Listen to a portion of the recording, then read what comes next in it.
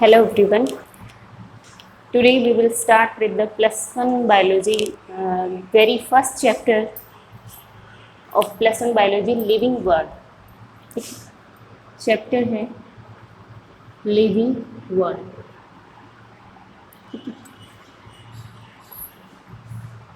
Living world, living means जो life जो होती है, जीवन की जो साइंस है, ठीक है.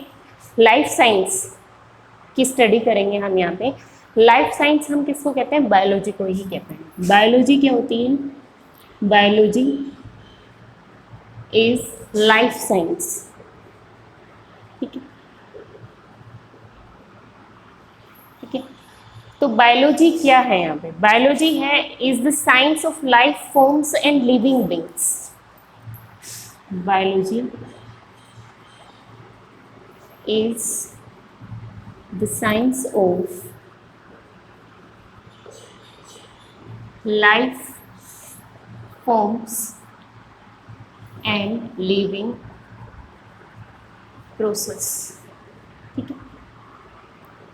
बायोलॉजी जो है वो लाइफ की, जीवन की साइंस है. जीवन की जो स्टडी है, जो अलग अलग फॉर्म्स हम देखते हैं भी. आप यूनिसेलुलर ऑर्गेनिज्म भी देखते हो. बैक्टीरिया जो है वो भी लिविंग ऑर्गेनिज्म में आते हैं. ठीक है. उसके बाद प्रोटोजोन्स जो हैं, पैथोजेंस हैं, माइक्रो ऑर्गेनिजम्स जितने भी हैं वो सब लिविंग ऑर्गेनिज्म हैं. ठीक है.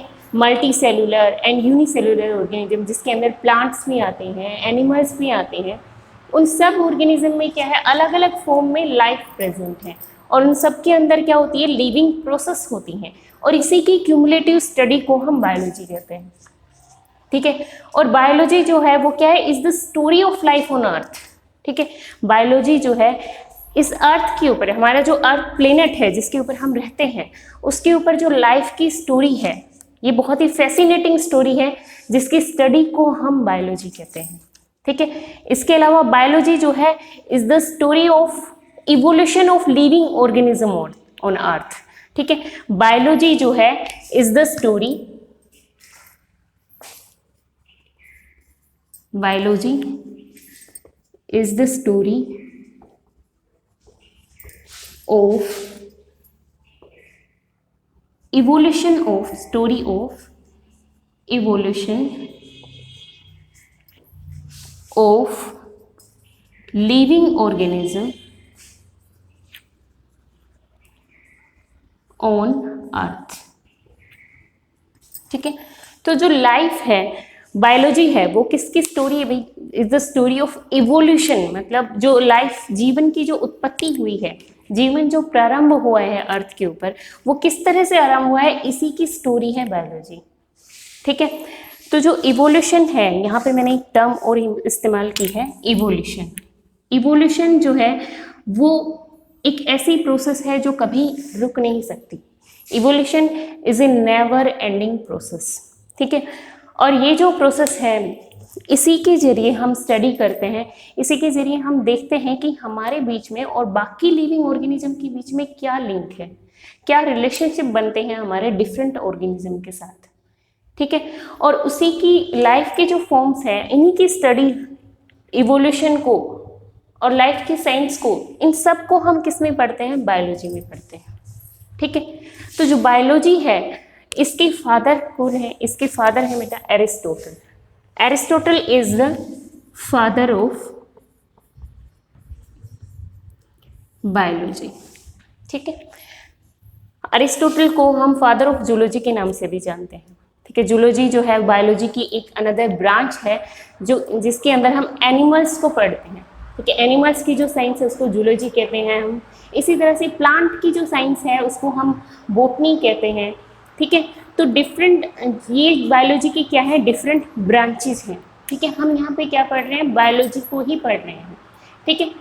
तो जो ये सभी ऑर्गेनिज्म हैं, एक इवोल्यूशन प्रोसेस है जिसके जरिए सारी जितनी भी लाइफ फॉर्म हम देख रहे हैं, उन सभी फॉर्म्स की जो ओरिजिन हुआ है वो किससे हुआ है? इवोल्यूशन ऑफ लाइफ से हुआ है अर्थ के ऊपर. ठीक है. तो इन सब का पता हमें कहाँ से चला? इन सब का पता हमें चला बेटा कि जो जेनेटिक मटेरियल, कुछ ऐसे कैरेक्टर्स हैं, कुछ कैरेक्टर्स ऐसे होते हैं जो सभी ऑर्गेनिजम्स के अंदर कॉमन है, हमारे अंदर भी. ठीक है। हम मल्टी सेलुलर ऑर्गेनिज्म है ह्यूमन, ठीक है। प्लांट्स के अंदर, एनिमल्स के अंदर, ठीक है, इन्वर्ट, चाहे वो इन्वर्टिब्रेट हो चाहे वो वर्टिब्रेट हो, सभी के अंदर कुछ कॉमन कैरेक्टर प्रेजेंट है, ठीक है। तो वो कॉमन कैरेक्टर्स क्या हैं कि हम सब सिर्फ एक ही तरह का जेनेटिक मटेरियल शेयर करते हैं।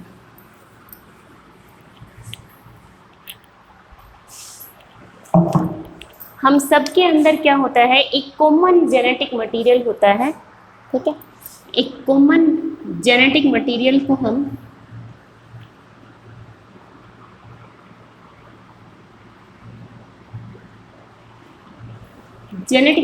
हम सब शेयर करते हैं बेटा, ठीक है।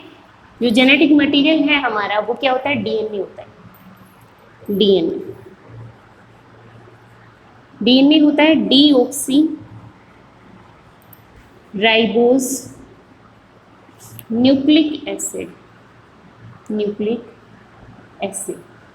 ठीक है। तो हम सभी इसी जेनेटिक मटेरियल को शेयर करते हैं, इसी जेनेटिक मटेरियल की स्ट्रक्चर हमारी बॉडी के अंदर प्रेजेंट है, चाहे वो बैक्टीरिया हो, चाहे वो प्रोटोजोआ हो, या फिर वो फंगाई हो सकती है, प्लांट, एनिमल में कोई भी एनिमल, इन्वर्टिब्रेट, वर्टिब्रेट, कोडेट्स, नॉन कोडेट्स, सभी के अंदर हमें सिर्फ एक ही बेसिक जेनेटिक मटेरियल देखने को मिलता है, वो क्या है, डीएनए, ठीक है। लेकिन हाँ, इनके अंदर क्या है, कुछ ये वेरिएंट डिग्री में प्रेजेंट है, मतलब इसकी जो बेस पेयर की जो स्ट्रक्चर है, जो जीन्स की स्ट्रक्चर है, वो वेरी करती है एनिमल टू एनिमल, ठीक है। बैक्टीरिया में अलग स्ट्रक्चर मिलती है हमें इसकी, ठीक है, अलग जीन्स मिलते हैं हमें इनके, डीएनए की स्ट्रक्चर सेम होती है सभी के अंदर, लेकिन सिर्फ जीन्स की स्ट्रक्चर होती है वो डिफरेंट होती है सभी ऑर्गेनिज्म के अंदर। फंगाई के अंदर अलग होती है, प्रोकैरियोट में अलग होती है, प्लांट्स के अंदर अलग जीन प्रेजेंट होते हैं, और एनिमल्स के अंदर अलग जीन प्रेजेंट होते हैं, लेकिन वो सभी जीन बने किससे हैं, डीएनए से, डीऑक्सी राइबोज न्यूक्लिक एसिड से सभी के जेनेटिक मटेरियल बने हैं, चाहे वो यूनिसेलुलर ऑर्गेनिज्म हो या फिर वो मल्टी सेलुलर ऑर्गेनिज्म, ठीक है। और जब इंसान को इस चीज़ के बारे में पता चला कि हम सब एक ही कॉमन जेनेटिक मटेरियल को शेयर करते हैं, ठीक है, but up to variant degree, okay, तो तब हमने क्या किया, अभी साइंटिस्ट ने क्या किया कि बायोडाइवर्सिटी का कंजर्वेशन शुरू कर दिया, ठीक है, बायोडाइवर्सिटी को मेंटेन करना शुरू कर दिया उन्होंने, और बायोडाइवर्सिटी जो है, बायोडाइवर्सिटी का कंजर्वेशन करना उन्होंने स्टार्ट कर दिया, ठीक है। बायोडाइवर्सिटी क्या चीज़ होती है, बायोडाइवर्सिटी होती है एक पर्टिकुलर रीजन में जो लाइफ फॉर्म हमें देखने को मिलती है, जो number of plant, number of animals, ठीक है, जो भी हमें एक पर्टिकुलर रीजन के अंदर दिखाई देते हैं, जो भी लिविंग ऑर्गेनिज्म हमें दिखते हैं, वो वहाँ की बायोडाइवर्सिटी होती है। फॉर एग्जाम्पल, जिस भी रीजन में आप रह रहे हो, उस रीजन के अंदर जो भी प्लांट की स्पीसीज हैं, जो भी एनिमल की स्पीसीज है, वो आपके रीजन की बायोडाइवर्सिटी होंगी, ठीक है। तो बायोडाइवर्सिटी को कंजर्व करना मैंने शुरू कर दिया, स्टार्ट कर दिया। क्यों शुरू कर दिया, क्योंकि वो लिंक सेट करना चाहते हैं, रिलेशनशिप देखना चाहते हैं कि क्या रिलेशनशिप होते हैं सभी लाइफ फॉर्म्स के बीच में, जो रिलेशन बन रहे हैं वो किस तरह से बन रहे हैं, कैसे बन रहे हैं, हम कैसे एक दूसरे से के साथ एक ही कॉमन जेनेटिक मटेरियल को शेयर करके सर्वाइव करते हैं, ठीक है, और क्या डिफरेंस है लिविंग और नॉन लिविंग के बीच में, ठीक है। ये सभी चीज़ें जब हम देखते हैं तो हमें, हमारे दिमाग में एक क्वेश्चन एराइज होता है कि लाइफ क्या है जीवन, ठीक है। तो जीवन जो है वो क्या है, इसके दो तरह से हम आंसर दे सकते हैं, टेक्निकली भी दे सकते हैं और फिलोसफिकली भी हम इसका आंसर दे सकते हैं। टेक्निकली क्या हम सोच सकते हैं कि जो लिविंग है, नॉन लिविंग, ये एक दूसरे से डिफ्रेंशिएट कैसे कर सकते हैं, हम उसी को लाइफ मान लेते हैं। लाइफ जो किसी भी लिविंग ऑर्गेनिज्म को लिविंग बनाती है, वो कैरेक्टर्स जो किसी लिविंग ऑर्गेनिज्म को लिविंग बनाते हैं, और उन कैरेक्टर को डिफ्रेंशिएट कर सकते हैं जो नॉन लिविंग के अंदर प्रेजेंट होते हैं, ठीक है। तो लिविंग और नॉन लिविंग के बीच में जो डिफरेंस है वो लाइफ का एक टेक्निकल आंसर है, ठीक है। और फिलोसफिकल आंसर है कि जीवन का मकसद क्या है, हम क्यों इस धरती पे आए, हमारा आने का मकसद क्या है, हमें क्या करना चाहिए, कैसे नहीं करना चाहिए। तो इस क्वेश्चन को हम छोड़ देते हैं क्योंकि ये फिलोसफिकल क्वेश्चन बन जाता है, ठीक है। तो हम टेक्निकल आंसर को ढूंढते हैं यहाँ पे कि लिविंग और नॉन लिविंग, ये जो डाइवर्सिटी हम देख रहे हैं, ठीक है, हमारे चारों तरफ अलग अलग तरह के ऑर्गेनिज्म देखते हैं, कहीं इंसेक्ट हैं, कहीं बैक्टीरिया हैं, वायरस हैं, ठीक है, एंड मैमल्स हैं, डिफरेंट टाइप के मैमल्स हैं, बर्ड्स हैं, कुछ ऐसे एनिमल हैं जो आकाश में उड़ सकते हैं, कुछ ऐसे एनिमल हैं जो वाटर के अंदर रह सकते हैं, वाटर में सर्वाइव कर सकते हैं, कुछ ऐसे ऑर्गेनिज्म हैं जो हमारे साथ रहते हैं, हमारे लिए यूजफुल हैं, ठीक है। तो इन सभी ऑर्गेनिजम्स को हम एक साथ स्टडी करेंगे, एक साथ स्टडी करना चाहेंगे कि इन सब के अंदर कौन सी ऐसी प्रॉपर्टीज हैं जो इनको नॉन लिविंग से अलग बनाती हैं, ठीक है, कौन से ऐसे कैरेक्टर्स हैं जो लिविंग को लिविंग बनाते हैं और नॉन लिविंग से अलग करते हैं, ठीक है। तो उन सभी कैरेक्टर्स को हम यहाँ पे स्टडी करेंगे, ठीक है। कुछ कॉमन कैरेक्टर्स होते हैं सभी लिविंग ऑर्गेनिज्म के अंदर जो vary up to varying degree present होते हैं, ठीक है। तो हम यहाँ पे कुछ कॉमन कैरेक्टर्स को स्टडी कर लेते हैं।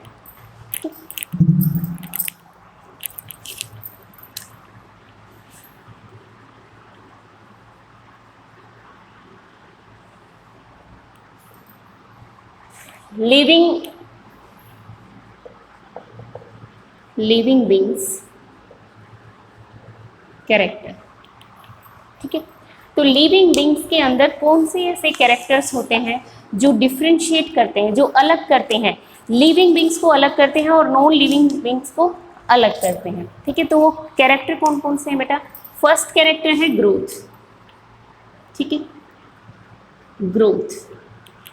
सेकेंड कैरेक्टर इसी के अंदर आता है रिप्रोडक्शन,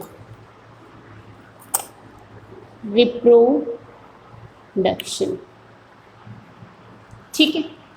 थर्ड जो आता है इसके अंदर वो आता है कैरेक्टर आपका मेटाबॉलिज्म,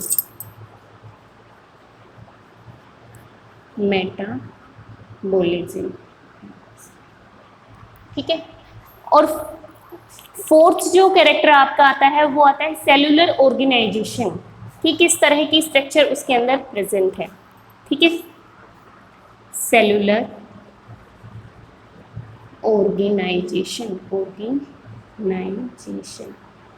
ठीक है। और फिफ्थ जो इसके अंदर कैरेक्टर आता है वो आता है कॉन्शियसनेस, ठीक है,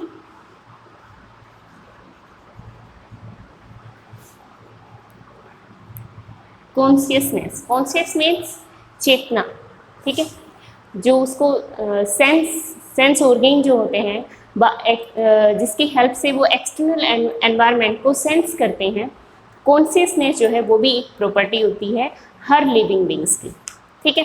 तो ये जो 5 कॉमन प्रॉपर्टीज हैं ये सभी लिविंग ऑर्गेनिज्म में हमें देखने को मिलते हैं, लेकिन कुछ प्रॉपर्टी इनके अंदर ऐसी हैं जो जिसके कुछ एक्सेप्शंस प्रेजेंट हैं, ठीक है, जैसे ग्रोथ है, ग्रोथ की भी एक्सेप्शन है कि ज़रूरी नहीं है, ये एक डेफिनेट प्रॉपर्टी नहीं बनती है कि सिर्फ लिविंग ऑर्गेनिज्म के अंदर ही ग्रोथ हो।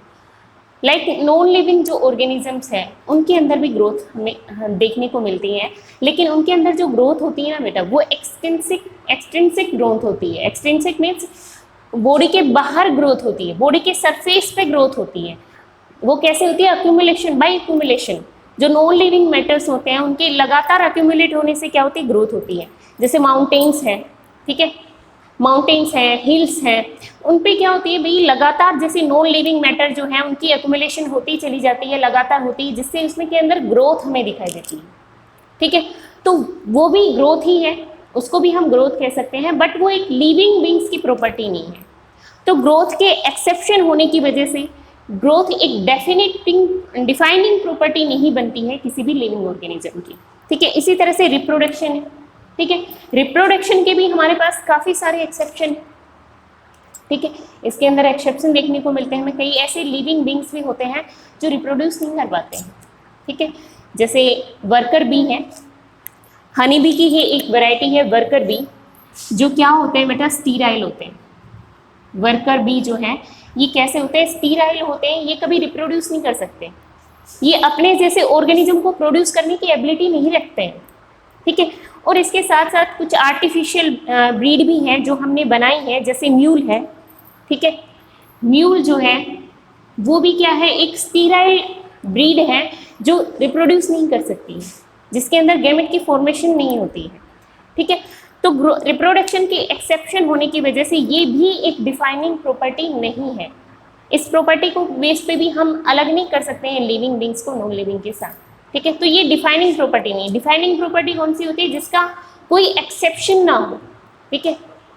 अगर किसी प्रॉपर्टी का कोई एक्सेप्शन नहीं होता है तो वो कैसी प्रॉपर्टी होती है? वो डिफाइनिंग प्रॉपर्टी होती है। अगर किसी प्रॉपर्टी का कोई एक्सेप्शन प्रेजेंट होता है तो वो नॉन डिफाइनिंग प्रॉपर्टी होती है। तो यहाँ पे ग्रोथ और रिप्रोडक्शन जो है ये दोनों ही कैसी प्रॉपर्टी है? Non defining property. ये क्या होती हैं प्रॉपर्टीज वो भी हम डिस्कस करेंगे, ठीक है। इसके साथ साथ हम जो मेटाबॉलिज्म पढ़ते हैं, मेटाबॉलिज्म क्या होती है? एक्टिविटीज, जो बॉडी के अंदर एक्टिविटीज होती हैं। हमारी बॉडी के अंदर लगातार अलग अलग एक्टिविटीज चलती रहती हैं, लिविंग प्रोसेस चलती रहती हैं। उन सभी प्रोसेस को भाई सम टोटल मतलब हर वो रिएक्शन जो लिविंग ऑर्गेनिज्म के अंदर हो रही है, लिविंग बॉडी के अंदर हो रही है, उसको हम मेटाबॉलिज्म कहते हैं। और ये सिर्फ और सिर्फ किसके अंदर हो सकती है? किसी लिविंग बींग्स के अंदर ही हो सकती है। किसी नॉन लिविंग ऑर्गेनिज्म में मेटाबॉलिज्म नहीं हो सकता है, इसका कोई भी एक्सेप्शन नहीं है। तो ये हमारे लिए कैसी प्रॉपर्टी है? ये एक डिफाइनिंग प्रॉपर्टी है, ठीक है। इसके बाद क्या आता है भाई? Cellular organisation. सेलुलर ऑर्गेनाइजेशन हमें बताता है कि जो लाइफ है, जो लिविंग जो ऑर्गेनिज्म है, वो सेल या सेल के किसी प्रोडक्ट से बने हुए हैं, ठीक है। विदाउट सेल किसी भी लिविंग ऑर्गेनिज्म का कोई एग्जिस्टेंस नहीं है, ठीक है। तो इसके भी हम एक्सेप्शन नहीं मिलते हमें, नेवरदलेस हमें जो एक्सेप्शन मिले हैं इसके, वो लिविंग सेल के बिना या लिविंग होस्ट के बिना उनका इंडिपेंडेंट सर्वाइवल नहीं होता है, ठीक है। जैसे वायरस है वो सेल से मिलके नहीं बना होता है, लेकिन उसका अपना इंडिपेंडेंट सर्वाइवल नहीं है, वो एक ऑब्लिगेट पैरासाइट होते हैं। वो किसी लिविंग बींग्स की बॉडी के अंदर जाके ही अपने आप को मल्टीप्लाई कर सकते हैं, ठीक है। तो हम यहाँ पे लिविंग बींग्स की बात कर रहे हैं जिनका अपना एक इंडिपेंडेंट सर्वाइवल है, अपना इंडिपेंडेंट एग्जिस्टेंस है, ठीक है। तो सेलुलर ऑर्गेनाइजेशन में भी हम कोई किसी तरह का एक्सेप्शन नहीं देखते हैं, इसीलिए ये भी एक डिफाइनिंग प्रॉपर्टी, ठीक है। इसके बाद जो प्रॉपर्टी आती है आपकी, वो आती है कॉन्शियसनेस, ठीक है। कॉन्शियसनेस सभी ऑर्गेनिज्म के अंदर हमें देखने को मिलती है, तो ये भी एक डिफाइनिंग प्रॉपर्टी, ओके। तो अब हम इन प्रॉपर्टीज को अलग अलग डिस्कस कर लेते हैं कि क्या होती है ग्रोथ, क्या रिप्रोडक्शन है, क्या मेटाबॉलिज्म है, क्या सेलुलर ऑर्गेनाइजेशन है, और कॉन्शियसनेस जो है इसका क्या मतलब बनता है, ठीक है। तो ये सभी प्रोसेस हम अलग अलग देख लेते हैं। सबसे पहले हम ग्रोथ के बारे में डिस्कस कर लेते हैं।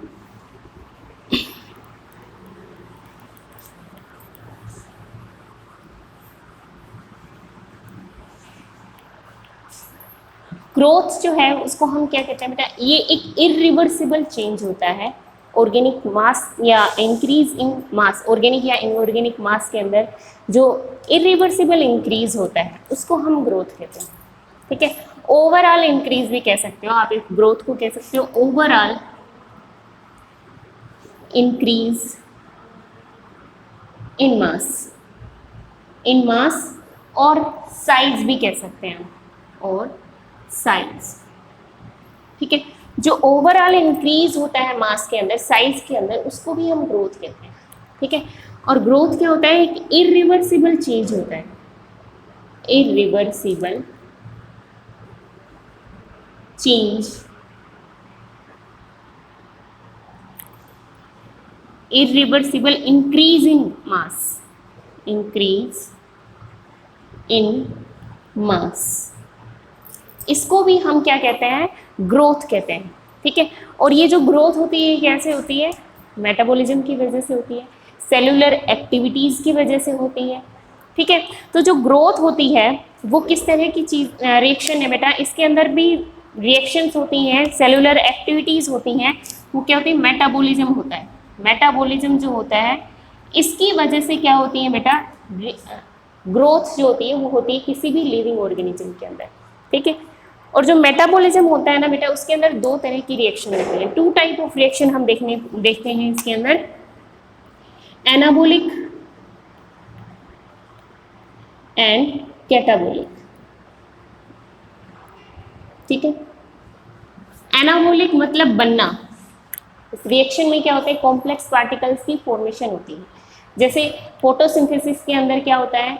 जो कार्बन डाइऑक्साइड है और वाटर है वो मिलके क्या करते हैं, ग्लूकोज की फॉर्मेशन करते हैं। मतलब जो सिंपल मॉलिक्यूल है उन्होंने मिलके एक कॉम्प्लेक्स मॉलिक्यूल की फॉर्मेशन कर दी, तो ये एक एनाबॉलिक प्रोसेस है, ठीक है। और उसी ग्लूकोज की रेस्पिरेशन में ब्रेक डाउन हो जाना, ठीक है। रेस्पिरेशन जो होती है उसके दौरान क्या होता है, ग्लूकोज जो होती है वो टूट जाती है इनटू CO2 एंड H2, ठीक है। तो कॉम्प्लेक्स पार्टिकल जो है वो किसके अंदर चेंज हो गए, वो सिंपल पार्टिकल्स के अंदर चेंज हो गए। तो इस तरह की जो रिएक्शन है वो कैटाबॉलिक रिएक्शन होती है, ठीक है।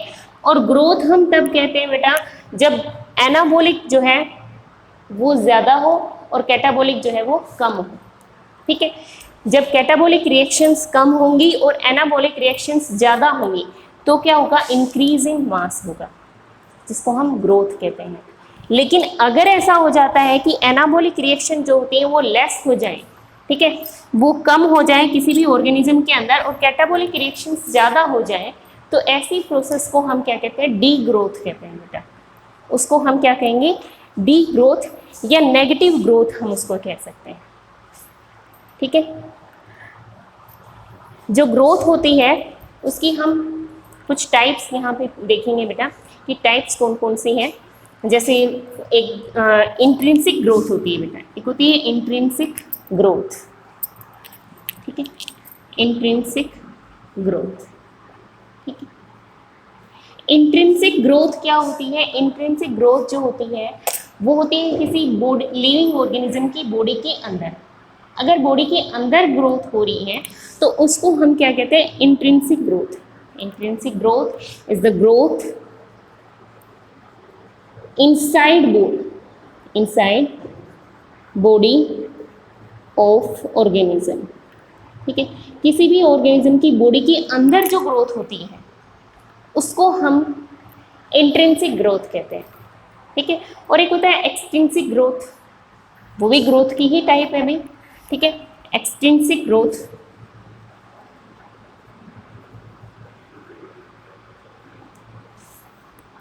एक्सट्रिंसिक ग्रोथ हम किसको कहते हैं, जब बॉडी के सरफेस पे ग्रोथ हो, सिर्फ आउटसाइड ग्रोथ हो, मतलब बॉडी के ऊपर ही सिर्फ ग्रोथ दिखाई दे, तो ऐसे ग्रोथ को हम क्या कहते हैं, एक्सट्रिंसिक ग्रोथ।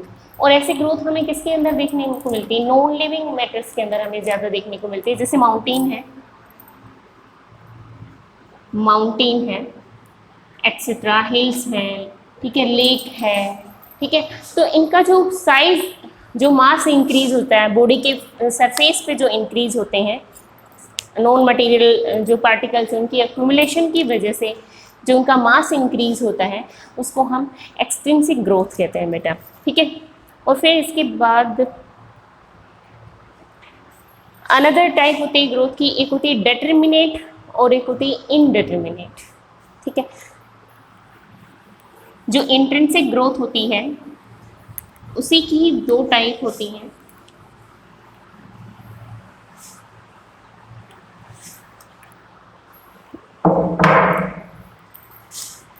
एक होती है डिटर्मिनेट ग्रोथ, डिटर्मिनेट ग्रोथ।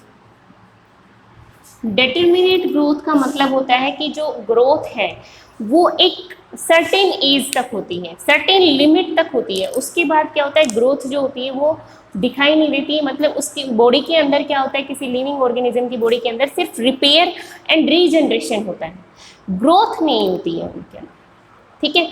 तो डिटर्मिनेट क्या ग्रोथ कैसी होती है, वो ग्रोथ जो अप टू सर्टेन लिमिट हो, ठीक है, only up to certain limits, ठीक है। इसके बाद जो ग्रोथ की टाइप आती है वो आती है इनडिटर्मिनेट ग्रोथ, इनडिटर्मिनेट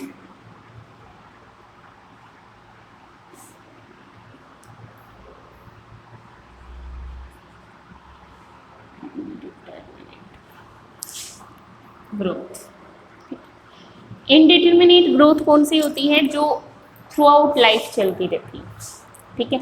जब तक ऑर्गेनिज्म की लाइफ है, जब तक वो जिंदा है, उसके अंदर ग्रोथ हमें कंटिन्यूस देखने को मिलती है। जैसे प्लांट, ठीक है, प्लांट जो है जब तक जिंदा रहेंगे उनमें ग्रोथ होती रहेगी, नए लीव्स आते रहेंगे उसमें, ठीक है। एग्जाम्पल है प्लांट्स, ठीक है। और इसका एग्जाम्पल है एनिमल्स। ठीक है, तो जो ग्रोथ है इसके अंदर एक्सटेंसिव जो ग्रोथ है बेटा, ये भी सिर्फ ये नॉन लिविंग मैटर्स के अंदर होती है, लिविंग के अंदर नहीं होती है। तो इस एक्सेप्शन की वजह से ग्रोथ जो है एक डिफाइनिंग प्रॉपर्टी नहीं होती है। ठीक है, इसके बाद जो आपका कैरेक्टर आता है, जो लिविंग बींग्स का जो कैरेक्टर है वो है रिप्रोडक्शन। ठीक है,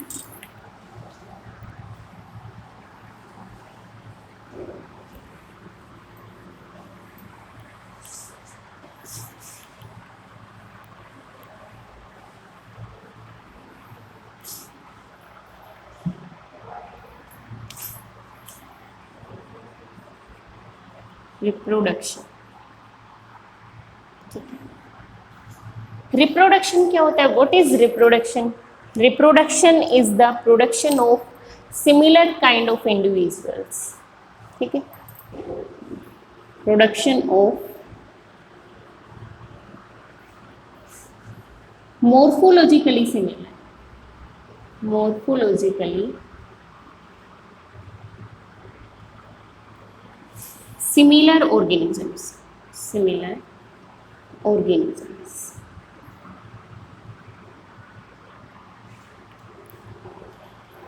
रिप्रोडक्शन का मतलब हुआ production of morphologically similar organisms. ठीक है, कोई भी इंडिविजुअल क्या करता है?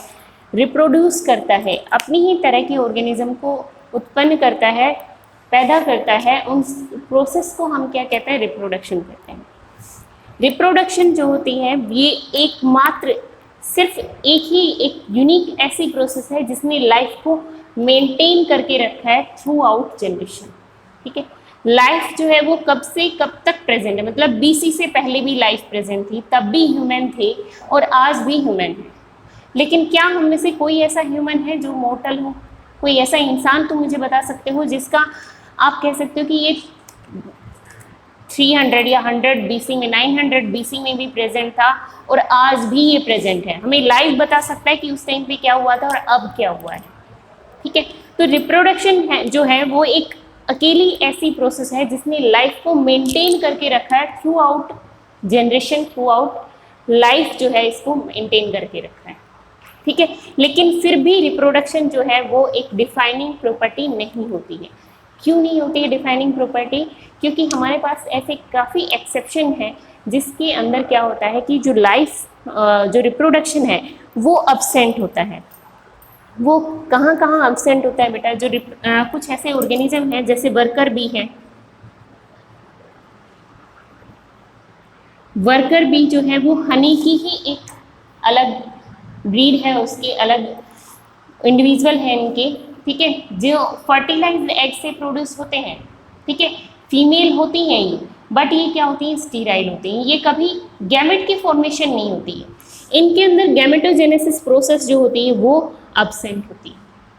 ठीक है, इसके अलावा कुछ ऐसे ह्यूमन कपल भी हैं, कुछ ह्यूमन कपल भी होते हैं जो कि क्या होते हैं? स्टीराइल होते हैं, जो स्टीराइल होते हैं, जिनके अंदर गैमेटोजेनेसिस नहीं होती। ठीक है, तो वहाँ पे मतलब वो है तो वो सभी लिविंग ऑर्गेनिज्म ना, लेकिन वो रिप्रोड्यूस नहीं कर पा रहे हैं, तो रिप्रोडक्शन एक डिफाइनिंग प्रॉपर्टी नहीं है उनके केस में। ठीक है, रिप्रोडक्शन वो नहीं कर रहे हैं लेकिन फिर भी वो लिविंग है, तो ये डिफाइनिंग प्रॉपर्टी नहीं हुई उनके अंदर।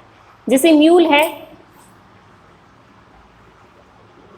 म्यूल जो है एक नई वेराइटी है, नई ब्रीड है जो हमने आर्टिफिशियल हाइब्रिडाइजेशन से प्रोड्यूस की है। म्यूल किससे बने हैं? हॉर्स और डोंकी की ब्रीडिंग से बने हैं। हॉर्स और डोंकी की जब ब्रीडिंग कराई गई आर्टिफिशियली, तब म्यूल एक नई ब्रीड प्रोड्यूस हुई। लेकिन ये जो ब्रीड है वो स्टीराइल है, ये रिप्रोड्यूस नहीं कर सकती है। अगर ये रिप्रोड्यूस नहीं कर सकती है तो इसका मतलब ये तो नहीं है ना कि ये लिविंग नहीं है। अगर रिप्रोडक्शन एक डिफाइनिंग प्रॉपर्टी है तो इन सभी ऑर्गेनिज्म के अंदर भी रिप्रोडक्शन की एबिलिटी होनी चाहिए, लेकिन इन सब के अंदर तो रिप्रोडक्शन की एबिलिटी होती नहीं है, तो ये एक डिफाइनिंग प्रॉपर्टी नहीं होती है। लेकिन फिर भी जो रिप्रोडक्शन है उसके बारे में हम थोड़ा सा पढ़ लेते हैं कि रिप्रोडक्शन क्या होता है। रिप्रोडक्शन जो है वो क्या है, production of morphologically similar kind of organism, ठीक है। और ये जो रिप्रोडक्शन की एबिलिटी है ये सभी ऑर्गेनिज्म के अंदर होती है, यूनिसेलुलर के अंदर भी और मल्टीसेलुलर के अंदर भी। यूनिसेलुलर जो ऑर्गेनिज्म है वो भी रिप्रोड्यूस कर सकते हैं, प्लस मल्टीसेलुलर भी, ठीक है। रिप्रोडक्शन जो है इसकी दो तरीके हैं बेटा, दो टाइप है रिप्रोडक्शन की। वो कौन कौन सी है? वो है एसेक्सुअल एंड सेक्सुअल, ठीक है। रिप्रोडक्शन जो है वो दो तरीके से हम कर सकते हैं, सेक्सुअल एंड एसेक्सुअल, ठीक है। जो सेक्सुअल रिप्रोडक्शन है इसके अंदर क्या होता है, ये बाई पेरेंटल प्रोसेस होती है, ठीक है। इसके अंदर दो पेरेंट्स की रिक्वायरमेंट होती है, मेल एंड फीमेल, ठीक है। और जो एसेक्सुअल रिप्रोडक्शन होती है ये लोअर एनिमल्स में होती है, लोअर एनिमल्स में या फिर कुछ प्लांट्स के अंदर ये प्रॉपर्टी होती है। प्लांट्स में भी क्या होती है, वेजिटेटिव प्रोपेगेशन होती है जो एसेक्सुअल रिप्रोडक्शन होती है। तो ये एसेक्सुअल रिप्रोडक्शन जो होती है इसके केस में क्या होता है, इसमें बाई पेरेंटल प्रोसेस नहीं है, ये इसमें दो दो पेरेंट्स की रिक्वायरमेंट नहीं है, एक मेल और फीमेल पेरेंट की रिक्वायरमेंट नहीं होती है इसके केस में। ये यूनी पेरेंटल प्रोसेस होती है। कैसी प्रोसेस होती है ये, यूनिपेरेंटल प्रोसेस होती है, ठीक है। एसेक्सुअल रिप्रोडक्शन जो है ये एक फास्ट प्रोसेस होती है, बहुत जल्दी मल्टीप्लाई कर देता है एक ऑर्गेनिज्म से, एक साथ हम नंबर ऑफ ऑर्गेनिज्म को इससे ऑब्टेन कर सकते हैं, ठीक है। तो एसेक्सुअल रिप्रोडक्शन एक फास्ट प्रोसेस होती है, ठीक है। वही सेक्सुअल रिप्रोडक्शन जो है बहुत ही स्लो प्रोसेस होती है, स्लो होती है बट फेवरेबल बाय नेचर, ये नेचर इसको फेवर करती है, फेवर्ड बाय नेचर, ठीक है। स्लो प्रोसेस होती है, स्लो प्रोसेस है but favoured by nature. Nature इसको फेवर क्यों करती है, क्योंकि यहाँ पे क्या होती है बेटा, गैमेटोजेनेसिस होती है, ठीक है। और गैमेटोजेनेसिस में क्या होती है, मियोसिस होती है। मियोसिस इसके अंदर एक प्रोसेस होती है बेटा, जो गैमेट की फॉर्मेशन होगी वो म्यूटिकली होगी, ठीक है। और यहाँ पे गैमेट की फॉर्मेशन ही नहीं होती है, ठीक है। गैमेट बनते हैं बेटा यहाँ पे, ठीक है। और एसेक्सुअल रिप्रोडक्शन में गैमेट बनते ही नहीं है, मतलब गैमेट फॉर्मेशन यहाँ पे नहीं होती है, गैमेट फॉर्मेशन नहीं होती, ठीक है। और जब मियोसिस होती है, गैमेट की फॉर्मेशन जब होती है तो क्या होता है कि सेगमेंट जो है वो इंटरचेंज हो जाते हैं, कुछ अमाउंट में क्या होता है, कुछ अलग कैरेक्टर्स जो होते हैं, वेरिएबल कैरेक्टर आते हैं किसी भी ऑर्गेनिज्म के अंदर, ठीक है। ऑर्गेनिज्म के अंदर क्या आते हैं, जो यंग वंस जो होते हैं, रिप्रोडक्शन में जो नए ऑर्गेनिज्म बनते हैं उनको हम यंग वन कहते हैं या ऑफस्प्रिंग कहते हैं, ठीक है। तो यंग वंस जो होते हैं उनके अंदर क्या होते हैं, कुछ डिफरेंट कैरेक्टर आ जाते हैं, किसकी वजह से, क्रॉसिंग ओवर की वजह से डिफरेंट कैरेक्टर आ जाते हैं, ठीक है। वहीं एसेक्सुअल रिप्रोडक्शन में ये चीज़ नहीं है। एसेक्सुअल रिप्रोडक्शन में जो भी यंग वन प्रोड्यूस होंगे, जो भी ऑफस्प्रिंग प्रोड्यूस होंगे, वो कैसे होंगे, वो सारे के सारे एग्जैक्टली सेम होंगे टू इट्स पेरेंट्स। तो जो एसेक्सुअल रिप्रोडक्शन में होती है इसमें जो यंग वन प्रोड्यूस होंगे वो क्या होंगे, एक बिल्कुल एग्जैक्ट कॉपी होने की वजह से, पेरेंट्स के बिल्कुल एक जैसे होते हैं, इसी वजह से हम उनको क्लोन कह देते हैं। जो यंग वन यहाँ पे प्रोड्यूस होंगे वो क्या कहलाते हैं भाई, क्लोन्स कहलाते हैं, क्लोन्स, ठीक है। तो ये रिप्रोडक्शन जो है वो सभी के अंदर होता है बेटा, चाहे वो यूनिसेलुलर हो मल्टी सेलुलर हो, लेकिन यहाँ पे कुछ एक्सेप्शन होने की वजह से ये जो प्रॉपर्टी है वो एक डेफिनेट डिफाइनिंग प्रॉपर्टी नहीं होती, ठीक है, कि ये डिफाइन कर सके कि जो रिप्रोड्यूस करेगा सिर्फ वही लिविंग ऑर्गेनिज्म है, ठीक है। क्योंकि लिविंग ऑर्गेनिज्म कुछ ऐसे भी होते हैं जो रिप्रोड्यूस नहीं कर पाते हैं, ठीक है। इसके अलावा जो प्रॉपर्टी आती है आपकी, जो नेक्स्ट प्रॉपर्टी है वो क्या है, मेटाबॉलिज्म, ठीक है।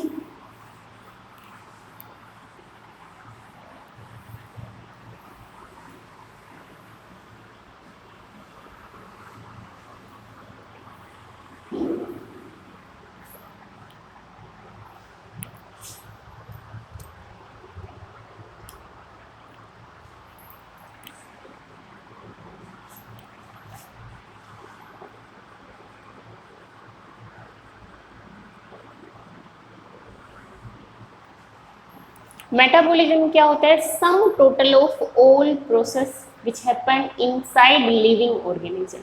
ठीक है, sum total of living process, living process. ठीक है, सारी रिएक्शंस जो किसी लिविंग ऑर्गेनिज्म के अंदर होती हैं, और ये सभी रिएक्शंस दोनों ऑर्गेनिज्म में होंगी, यूनिसेलुलर में भी होंगी और मल्टीसेलुलर में भी होंगी। डिफरेंस सिर्फ इतना हो जाता है कि यूनिसेलुलर जो है उसका अपना इंडिपेंडेंट एग्जिस्टेंस होता है, वो सिर्फ एक ही सेल जो है वो कंप्लीट अपनी जितनी भी प्रोसेस हैं उनको कंटिन्यू करती है, वो सारी प्रोसेस उसके अंदर अकेले ही वो करेगी सभी प्रोसेस को, चाहे रिप्रोडक्शन हो, डाइजेशन हो, रेस्पिरेशन हो, सभी प्रोसेस वो सिंगल सेल ही करती है। लेकिन मल्टी सेलुलर ऑर्गेनिज्म में क्या होता है, यहाँ पे लेबर ऑफ डिवीजन हम देखते हैं। मल्टी सेलुलर ऑर्गेनिज्म में हमें अलग अलग टिश्यू दिखाई देते हैं, ऑर्गेन्स हैं, अलग अलग ऑर्गेन सिस्टम होते हैं। डाइजेस्टिव सिस्टम एक अलग ऑर्गेन सिस्टम है, reproductive system different organ system है जो सिर्फ उस रिप्रोडक्शन का ही काम करेगा, या डाइजेस्टिव सिर्फ डाइजेशन का ही काम करेगा। मतलब यहाँ पे क्या है, हमें डिवीजन ऑफ लेबर देखने को मिलता है, लेकिन रिएक्शन सभी के अंदर होती है।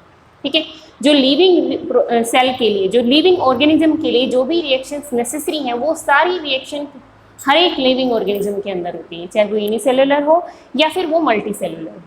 ठीक है, और ये रिएक्शंस जो होती हैं ये एक डिफाइनिंग प्रॉपर्टी है किसी भी लिविंग ऑर्गेनिज्म की या non living organism.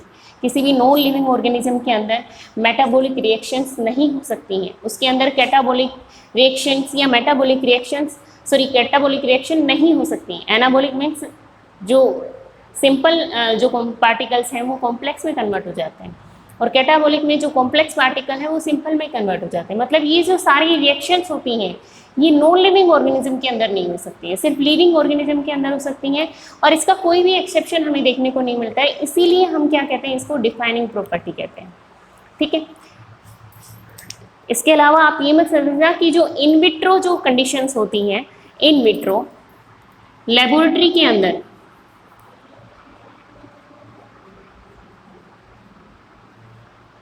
In vitro conditions में भी क्या होती हैं, कुछ लिविंग प्रोसेस होती हैं, जैसे कि आईवीएफ जब कराते हैं। ठीक है, आईवीएफ इन विट्रो फर्टिलाइजेशन जब कराया जाता है तो यहाँ पे क्या होती है, कुछ प्रोसेस कहाँ होती हैं, टेस्ट ट्यूब के अंदर होती हैं।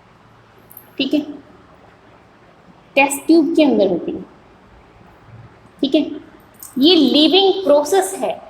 ठीक है, लेकिन मेटाबॉलिज्म नहीं है, लिविंग प्रोसेस होती है, this is living process only. ठीक है, ये इसको लिविंग प्रोसेस हम इसलिए कह रहे हैं क्योंकि ये वही रिएक्शंस हैं जो बॉडी के अंदर भी होती हैं, जो लिविंग ऑर्गेनिज्म है उनकी बॉडी के अंदर भी ये रिएक्शंस होती हैं। ठीक है, लेकिन इसको हम मेटाबॉलिज्म नहीं कह सकते।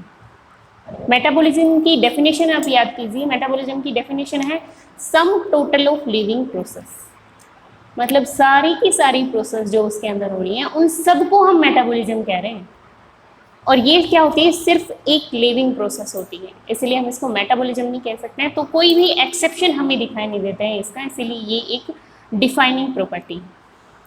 इसके बाद जो प्रॉपर्टी आती है आपकी वो क्या है, सेलुलर ऑर्गेनाइजेशन। नेक्स्ट जो प्रॉपर्टी है वो क्या है, सेलुलर ऑर्गेनाइजेशन।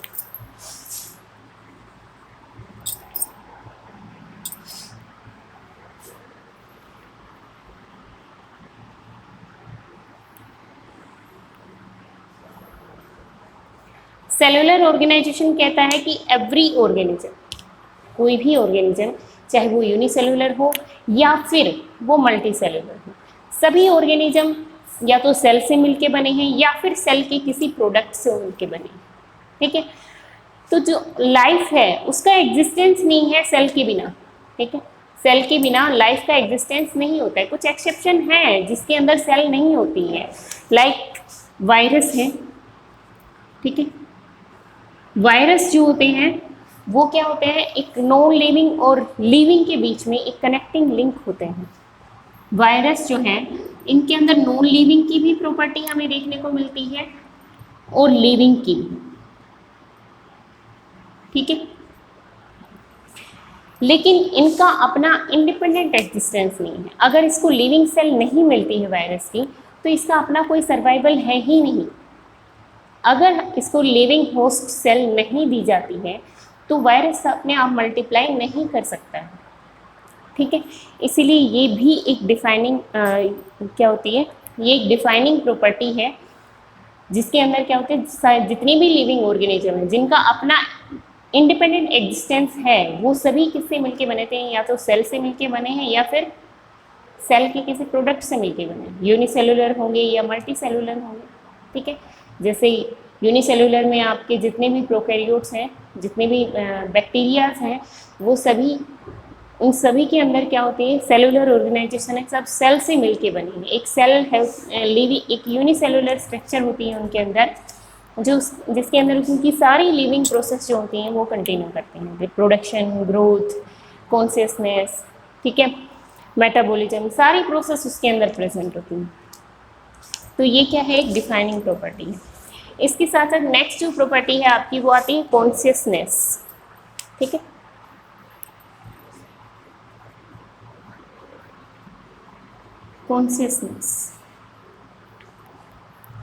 कॉन्शियसनेस होता है कि जो एक्सटर्नल एनवायरनमेंट है उसकी सराउंडिंग, जो हमारे सराउंडिंग में स्टिमुलस होते हैं उसके अकॉर्डिंग हम क्या करते हैं, रिस्पॉन्स करते हैं। जो भी लिविंग ऑर्गेनिज्म है वो रिस्पॉन्ड करता है अपने सराउंडिंग एनवायरनमेंट को, ठीक है। चाहे वो बैक्टीरिया हो, चाहे वो फंगाई हो, या फिर वो प्लांट हो या एनिमल्स हो।